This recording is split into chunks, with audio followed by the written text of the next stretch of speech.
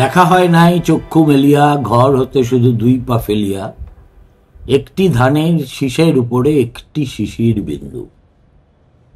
রবীন্দ্রনাথ লিখেছিলেন, এবং এত অভ্যর্থ একটা কথা আমরা বিস্মৃত হই, কিন্তু তাই বলে কি যে ধানের শীষ তার মতো করে গজায় না? তার উপরে কি শিশির বিন্দু পড়ে না? অবশ্যই পড়ে। দেখুন, রোজ আপনাদের সামনে হয় বিবাদ, নয় বিতর্ক, নয় মারামারি ইত্যাদির কাহিনী বলি। আজকে তাই ভাবলাম একটু স্বাদ বদল করি, আপনাদের কার্তিক লড়াইয়ের কাহিনী শোনাই। হয়তো আপনাদের মধ্যে এমন অনেকে আছেন যারা কার্তিক লড়াইয়ের সঙ্গে পরিচিত, কিন্তু সবাই যে পরিচিত এটা আমি তো ধরে নিতে পারি না।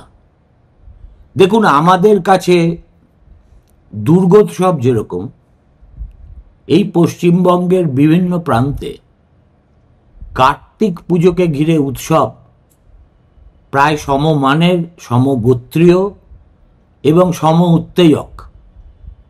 যেমন ধরুন বেলডাঙ্গা। গত বছর বেলডাঙ্গায় এই কার্তিক পুজোকে ঘিরে অত্যন্ত অপ্রীতিকর ঘটনা ঘটেছিল। ফলে অনেকের মনে হয়েছিল যে এবারও কি তার পুনরাবৃত্তি হবে। কিন্তু এই প্রাচীন উৎসবের প্রতি বেলডাঙ্গাবাসীর ভালোবাসা এতটাই খাঁটি যে তারা অতীতের স্মৃতি আর মনেই রাখেননি। সবাই মিলে মেতেছিলেন তাদের প্রাচীন উৎসব কার্তিক পুজোয়। এই পুজো শেষ হয়েছে আজ মঙ্গলবার, আর আজকে শোভাযাত্রা করে কার্তিক লড়াই দেখার জন্য বেলডাঙ্গায় হাজার হাজার মানুষ ছুটে এসেছিলেন। মুর্শিদাবাদের বিভিন্ন প্রান্ত থেকে তো বটেই, পশ্চিমবঙ্গেরও বিভিন্ন জনপদ থেকে। কার্তিক লড়াই কি? কার্তিক লড়াই কিন্তু আসলে কারুর লড়াই নয়। এটা হচ্ছে এসেনশিয়ালি কে কত দ্রুত কার্তিকের প্রতিমা দৌড়ে বয়ে নিয়ে গিয়ে নিরঞ্জন স্থলে পৌঁছে দিতে পারে, এটা তারই প্রতিযোগিতা। সারি সারি প্রতিমা NH-34 উপর দিয়ে কাঁধে নিয়ে লোকেরা দৌড়চ্ছে। সে দৃশ্য যারা দেখেছেন তাদের কাছে শুনেছি যে তার মধ্যে যে মাদকতা, উন্মাদনা, উত্তেজনা আছে সেটা ভাষায় বর্ণনাই করা যায় না। এখন এবার গতবারের অভিজ্ঞতা থেকে শিক্ষা নিয়ে প্রচুর পুলিশ মোতায়েন করা হয়েছিল। প্রায় লক্ষাধিক মানুষ জড়ো হয়েছিলেন বেলডাঙ্গায়। কল্পনা করতে পারেন? এখন সেখানে পুলিশের বড় কর্তারা সবাই উপস্থিত ছিলেন, এবং পুজো যেমন নির্বিঘ্নে কেটেছে, তেমনি এই বিসর্জনের শোভাযাত্রাও, যেটাকে কার্তিক লড়াই বলে, সেটাও নির্বিঘ্নেই কেটেছে। একটু আগেই বললাম, কার্তিক লড়াই কিন্তু কোনো ঝগড়া নয়। কার্তিক লড়াই হলো প্রতিমা নিয়ে কে কত আগে বিসর্জনের শোভাযাত্রা স্থলে পৌঁছতে পারে তার লড়াই। কয়েকশো বছরের প্রাচীন বেলডাঙার এই কার্তিক লড়াই, এই লড়াই দেখতে বিভিন্ন জেলা ছাড়াও অন্য রাজ্য থেকেও হাজার হাজার মানুষ বেলডাঙায় ভিড় জমান। বেলডাঙা শহরের প্রতিটি বাড়ি আত্মীয় কুটুম্বে গিজগিজ করে এই বিশেষ দিনটিতে। কার্তিক লড়াইয়ের দিন সকাল থেকে শহরের রাস্তার দুপাশে দর্শনার্থীদের ঢল নামে। মঙ্গলবার মানে আজ, গতকাল দুপুর 3টে থেকে রাত 10টা পর্যন্ত চলেছিল প্রতিমার শোভাযাত্রা। যে রাস্তা দিয়ে শোভাযাত্রা বের হয়েছিল সেই রাস্তায় দুপুরের পর থেকে সমস্ত যান চলাচল নিষিদ্ধ হয়ে যায়। কোথাও বাস ও লরি ঘুরিয়ে দেওয়া হয় অন্য পথে। রেওয়াজ অনুযায়ী শুরুতে ছোট আকৃতির প্রতিমা শোভাযাত্রায় অংশ নেয়। পরে 15 ফুট থেকে 25 ফুট উচ্চতার প্রতিমাগুলি পরপর শোভাযাত্রায় অংশ নিতে থাকে। বেলডাঙার কার্তিক লড়াই প্রায় 300 বছরের বেশি প্রাচীন। একসময় বেলডাঙায় ঘরে ঘরে কার্তিক পুজো করা হতো। এবারেও বেলডাঙা শহরে কম করে 200-র বেশি কার্তিক পুজো হয়েছে। বিভিন্ন ভঙ্গিমার কার্তিক প্রতিমা এই অবকাশে তৈরি করা হয়। তার মধ্যে 3টি কার্তিক বিশেষভাবে উল্লেখযোগ্য। প্রথমটি হল হোড় বংশীয় জমিদারদের রাজ কার্তিক, বেনেপাড়ার বাবু কার্তিক, আর ছুতোর পাড়ার হাতি কার্তিক। বিভিন্ন জায়গায় কার্তিক ছাড়াও রয়েছে অন্যান্য দেবতার মূর্তি। তার মধ্যে অন্যতম মহাদেব বা শিব ঠাকুর। এছাড়া থাকে যুদ্ধং দেহি দেবী দুর্গা, কালী আর কৃষ্ণ, গণেশ এবং শ্রী চৈতন্যের মূর্তি। তার মধ্যে বিভিন্ন ভঙ্গিমার বিশাল আকৃতির শিবের মূর্তি সকলেরই চোখ টানে। বুড়ো শিব এখানে খুবই জনপ্রিয়। কার্তিক লড়াইয়ের এই শোভাযাত্রায় বিশাল আকৃতির বিভিন্ন দেবদেবীর মূর্তি সমেত কাঠামো কাঁধে নিয়ে পথ পরিক্রমা করা হয়। কলকাতার মতো লরিতে বা ট্রলারে তুলে দিয়ে দায়িত্ব সারা হয় না। যারা পুজো করেন তারা এতটাই নিবেদিত প্রাণ যে নিরঞ্জনের শোভাযাত্রায় তারা তাদের আরাধ্যকে নিজেদের কাঁধে বহন করাই সবচেয়ে উপযুক্ত কাজ বলে মনে করেন। এখন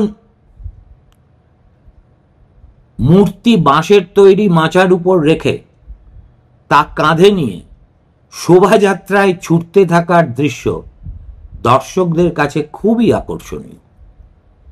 বেলডাঙা পুরসভা সূত্রে জানা গেল, যে রাস্তা দিয়ে কার্তিক লড়াইয়ের শোভাযাত্রা হলো সেই রাস্তার পাশে খোলা নিকাশি নালাগুলি কাঠের পাটাতন দিয়ে ঢেকে দেওয়া হয়েছে, যাতে প্রতিমা নিয়ে যেতে শোভাযাত্রায় অংশগ্রহণকারীদের কোনো বিপদ না ঘটে। সুতরাং বুঝতেই পারছেন আয়োজনের বহরটা কি।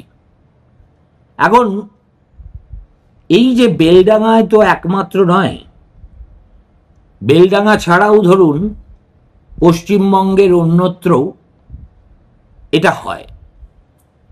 সবার আগে আমাদের পুরাণে কার্তিক ঠাকুরের যে বর্ণনা আছে, এই সুযোগে সেটাও একটুখানি আপনাদের শুনিয়ে দিই। একে কিন্তু আমরা মুখে কার্তিক বলি বটে, কিন্তু এর আসল নাম কার্তিকেয়। তার জন্মের একাধিক পৌরাণিক কাহিনী আছে। ব্রহ্মবৈবর্ত পুরাণ মতে মহাদেবের তেজে তার জন্ম হয়েছিল। পার্বতীর সঙ্গে বিহারকালে মহাদেবের তেজ পৃথিবীতে নিক্ষিপ্ত হয়। পৃথিবী সেই তেজ ধারণ করতে না পেরে আগুনে নিক্ষেপ করে। অগ্নিও ভয়ে সেই তেজ স্বরবনে ত্যাগ করে আসে। স্বরবনেই তেজোদ্দীপ্ত শিশুর জন্ম হয়। 6জন কৃত্তিকা মানে ধাত্রী এই সদ্যজাতক শিশুকে স্তন্যদানে লালন পালন করেন। কৃত্তিকা লালিত বলে এই দেবতার নাম হচ্ছে কার্তিকেয়। পার্বতী দেবতাদের কাছ থেকে এ খবর পাওয়ার পর কার্তিকেয়কে নিজ পুত্র হিসেবে বরণ করে নেন।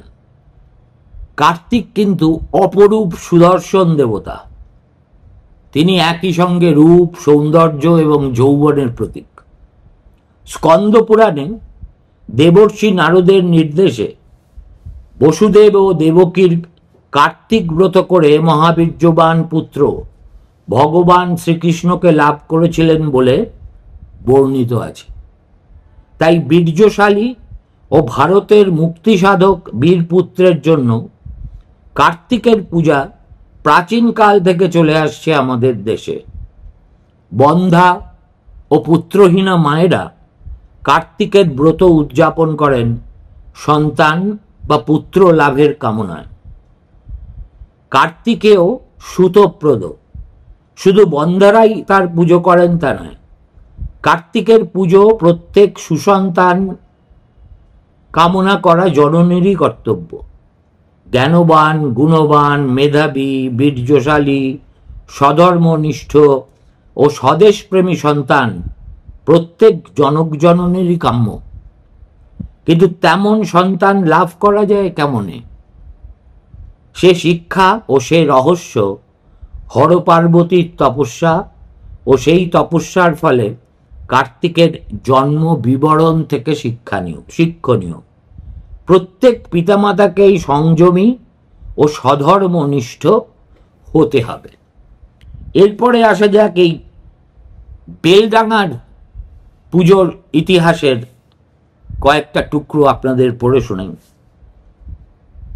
বেলডাঙার অন্যতম শতাব্দী প্রাচীন উৎসব কার্তিক পুজো ও তার বিসর্জনের শোভাযাত্রা।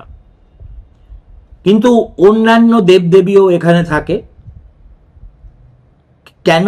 সম্ভবত পৌরাণিক কাহিনী মতে দুর্জয় দানবদের দ্বারা ইন্দ্রাদি দেবতারা বারবার পরাজিত ও স্বর্গচ্যুত হতে থাকায় এক পরাক্রান্ত অজেয় দেব সেনাপতির প্রয়োজন অপরিহার্য হয়ে উঠেছিল। কিন্তু তেমন পরম পরাক্রমশালী পুত্রের জন্ম দিতে পারেন একমাত্র মহাদেব। তিনি তো তখন সতীহারা হয়ে হিমালয়ে অখণ্ড গভীর ধ্যানে মগ্ন। হিমালয় রাজের দৌলতে তিনি জন্মগ্রহণ করেন। দেখুন, বেলডাঙা ছাড়াও আমাদের বর্ধমানের কাটোয়াতেও কার্তিক পুজোর ধুমধামের চল আছে। সেখানে অবশ্য শোভাযাত্রায় প্রাচীনকালে কোন দল আগে যাবে তা নিয়ে নিজেদের মধ্যে লড়াই বেঁধে যেত। সেখান থেকেই কার্তিক লড়াই কথাটার উৎপত্তি। যদিও আজকে আর ঠাকুর নিয়ে কেউ মারপিট করে না, কিন্তু কার্তিক লড়াই নামটা অনুষঙ্গ হিসেবে রয়েই গেছে। এখন এই যে বেলডাঙার মতোই কাটোয়াতেও প্রচুর মানুষের সমাগম হয়। তারা সঙ্গে চিড়ে মুড়ি বেঁধে নিয়ে কার্তিক লড়াই দেখতে আসেন। এখন কাটোয়ার গঙ্গার ঘাটে অগ্রাধিকার নিয়ে যেমন হাঙ্গামা লড়াই বেঁধে যেত, বেলডাঙায় হয়তো ততখানি হতো না। তবু কাটোয়ার অনুসরণে এখানেও শোভাযাত্রার দিনটাকে কার্তিক লড়াই বলে অভিহিত করা হতো এবং আজও হয়ে থাকে। এখন 100 বছরের পুরনো যদি বেলডাঙার কার্তিক পুজো হয়, তাহলে কাটোয়ার কার্তিক পুজোর বহুল প্রচলন 19 শতকের প্রথম পাদ থেকে। বেলডাঙার একদিকে কাটোয়া এবং অন্যদিকে সাইদাবাদ অঞ্চলে কার্তিক পুজো ও শোভাযাত্রার ধুমধাম প্রচলিত। ফলে ওই শতকের শেষ দিকে যখন রেশম কারবারের দৌলতে বেলডাঙার আর্থসামাজিক অবস্থা সুখ সমৃদ্ধি হতে শুরু করেছে, তখন থেকেই হরিনাম সংকীর্তন যুগল ও রথযাত্রার সঙ্গে কার্তিক লড়াই এক নতুনতর মাত্রা পেয়েছিল। তবে যতদূর জানা গেছে, বেলডাঙায় এই গণ উৎসবের সূচনা 19 শতকের শেষার্ধে থেকে অল্প বিস্তর শুরু হলেও এর যথার্থ সমৃদ্ধি কিন্তু 20 শতকের আগে শুরুই হয়নি। মোটামুটিভাবে বলা যায় 20 শতকের দ্বিতীয় দশক থেকে প্রায় অর্ধ শতক ব্যাপী সময়টাই ছিল এইসব গণ উৎসবের রমরমা বা চরম উৎকর্ষতার যুগ পরিবেশ।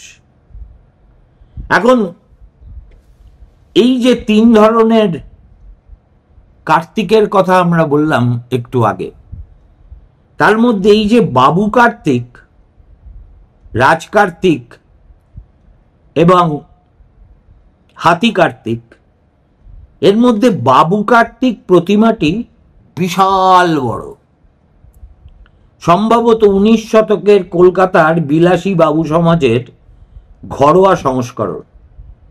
মাথায় ঘাড় পর্যন্ত লম্ববান বাবরি কেশ, মুখে শৌখিন গোঁফ, দুগালে লম্বা জুলফি, কিন্তু উত্তমাঙ্গ সম্পূর্ণ উন্মুক্ত।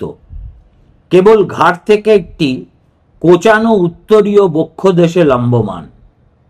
বাবু হলেও হাতে কার্তিকোচিত ধনুর্বাণ। এছাড়াও যারা আছে তাদেরও এক এক রকম সৌন্দর্য, এক এক রকম তাদের সাজসজ্জা। কিন্তু এই যে বাবু কার্তিক, হাতি কার্তিক ইত্যাদি যে প্রজন্মের পর প্রজন্মের ধরে বংশ পরম্পরায় চলে আসছে, এর প্রত্যেকটার পিছনে কিন্তু একটি ঐতিহাসিক প্রেক্ষাপট আছে। আমি সেসব কথা বিস্তারিত বলতে গেলে হয়তো রাত কাবার হয়ে যাবে, তাই আমি তার মধ্যে যাচ্ছি না। এখন প্রথম দিকে দক্ষিণবঙ্গের হুগলি, চুঁচুড়া, বাঁশবেড়িয়া অঞ্চলে সাড়ম্বরে কার্তিক পুজোর উৎসব অনুষ্ঠান হতো। পরে কাটোয়াতে কার্তিক পুজোর ব্যাপক প্রচলন ও মহা ধুমধামে প্রতিযোগিতামূলক শোভাযাত্রা বের হতে শুরু করে। অন্যদিকে এ জেলার ঐতিহাসিক শ্রীশচন্দ্র চট্টোপাধ্যায় সৈদাবাদ কুংঘাটা রাজবংশের ধর্মীয় উৎসব অনুষ্ঠান পালন প্রসঙ্গে বলেছেন, মহারাজা নন্দকুমারের বড় জামাতা জগৎচন্দ্র বন্দ্যোপাধ্যায়ের পুত্র মহানন্দ পরম বৈষ্ণব ও দানশীল পুরুষ ছিলেন। তিনি অন্তত 1820 সাল পর্যন্ত জীবিত ছিলেন। তাঁর পুত্র বিজয় কৃষ্ণ পিতৃপুরুষের ন্যায় দানশীল ছিলেন। দোলযাত্রা, ঝুলন যাত্রা প্রভৃতি বৈষ্ণব উৎসবে বিজয় কৃষ্ণ যথেষ্ট অর্থ ব্যয় করতেন। তার সময় রাজভবনে সাধারণ মানুষের ভিড়, একেবারে ভিড়ে থই থই করত তার রাজবাড়ি। এখন এই যে কলকাতা কি এটা হয়নি? অবশ্যই হতো। কলকাতা রেন্টালি, পদ্মপুকুর, শিয়ালদা বাজার, বউবাজার সংলগ্ন অঞ্চলে এখনো দেখবেন বেশ ভালো হারেই কার্তিক পুজোর প্রচলন আছে। অনেকে মনে করেন কলকাতার কার্তিক পুজো বাবু কালচারের ফল, অর্থাৎ বাবুদের অর্থানুকূল্যে বারবনিতাদের ভবনে কার্তিক পুজো হতো সাড়ম্বরে। কাটোয়া শহরে কেন কার্তিক পুজোর এত ধুম, তা নিয়ে অনেকে অনেক কথা বলেন। সবই অনুমান, প্রামাণ্য কোনো তথ্য পাওয়া যায় না। কেউ বলেন কাটোয়ার গঙ্গা তীরে এক প্রসিদ্ধ বাণিজ্য কেন্দ্র ছিল, বারবনিতাদের সেখানে রমরমা বাজার ছিল সে যুগে, কারণ তাদের আরাধ্য দেবতা হলেন কার্তিক। বাবুদের টাকায় ধুমধামের সঙ্গে তাই কার্তিক পুজোর প্রবর্তন করেন তারাই। আবার কেউ বলেন কার্তিক লড়াই শব্দটার উপর জোর দিয়ে বলা যায় তথাকথিত গঙ্গারিডিদের বীরত্ব ও শৌর্য প্রদর্শনের জন্য বীর দেবতা কার্তিকের পুজোর প্রবর্তন হয়, এবং স্বভাবতই তা হয় বেশ প্রাচীনকালেই। পুজোর পরের দিন অর্থাৎ ভাসানের দিনটিকে লড়াইয়ের দিন বলা হতো। আসলে সেদিন গঙ্গারিডি বীরেরা তাদের পারদর্শিতার মহড়া প্রদর্শন করতেন, ছোটখাটো সংঘর্ষও হতো, তাই কার্তিক লড়াই। বেশ কিছুকাল আগে একটি সাপ্তাহিকে এক অশীতিপর বৃদ্ধার একটা মূল্যবান সাক্ষাৎকার ছাপা হয়। যৌবনে তিনি ছিলেন গঙ্গা তীরের অন্যতম বার সুন্দরী। তার কথা অনুসারে কার্তিক পুজোর সূচনা করেন ওই সুন্দরীরাই। তখন অবশ্য কার্তিক পুজোয় এত ধুমধাম ছিল না।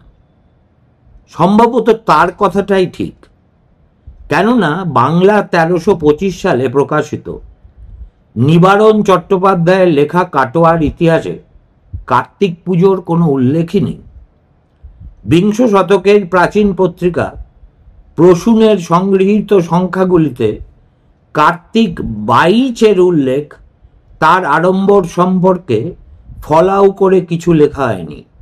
তাই মনে হয় কাটোয়ার কার্তিক পুজোর আড়ম্বরকে যতটা প্রাচীন বলে দাবি করা হয়, আসলে বোধহয় তা ততটা প্রাচীন নয়। কিন্তু সে যাই হোক, আমরা কলকাতার লোক, কংক্রিটের জঙ্গলে বাস করি। আমাদের কাছে পুজো মানে দুর্গা, পুজো মানে সরস্বতী, পুজো মানে লক্ষ্মী, পুজো মানে কালী। কার্তিক সেই অর্থে আমাদের এই শহুরে মানুষের আরাধ্য দেবতা সেভাবে নন। ছোটবেলায় মায়ের মুখে রসিকতা শুনতাম, কার্তিক ঠাকুর হ্যাংলা, একবার আসে মায়ের সাথে, একবার আসে একলা। নমস্কার, ভালো থাকবে।